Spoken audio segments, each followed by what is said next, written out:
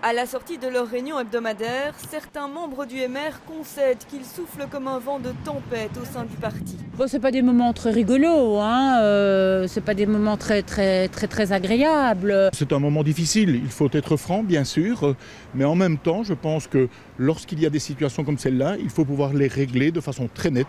D'autres ont préféré garder le silence. Nos commentaires. Olivier Chassel s'exprime sur le sujet, merci.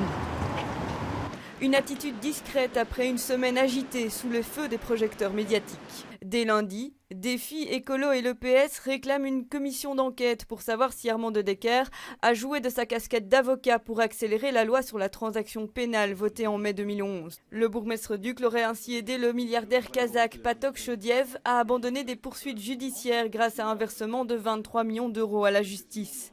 En guise de remerciement, Armand de Decker aurait empoché plus de 700 000 euros, ce qu'il niait déjà en février dernier. Je le dément totalement. Totalement. C'est évidemment scandaleux de lancer ainsi des montants fantaisistes.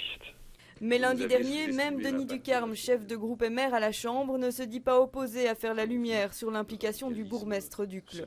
L'affaire Shodiev vire alors à l'affaire d'État et les langues au sein du Parti libéral se délient.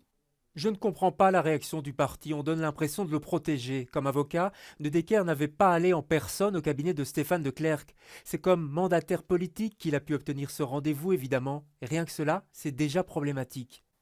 Vendredi, nouveau rebondissement et nouveau coup dur pour le MR. Le VIF publie un courrier qui confirmerait l'implication de l'ancien ministre Armand de Decker dans cette affaire, ainsi qu'une sensibilisation de 3 ministres fédéraux de l'époque. Pour résoudre cette affaire, un texte de loi a été voté il y a un mois, organisé et suscité par Armand de Decker, qui a sensibilisé 3 ministres, Justice, Finances et Affaires étrangères.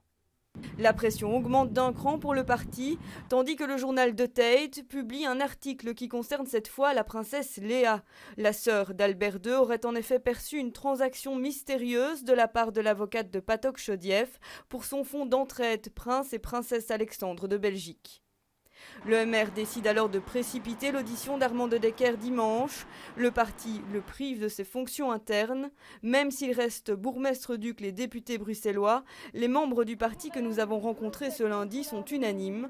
En cas d'inculpation, Armand de Decker devra démissionner de l'ensemble de ses fonctions.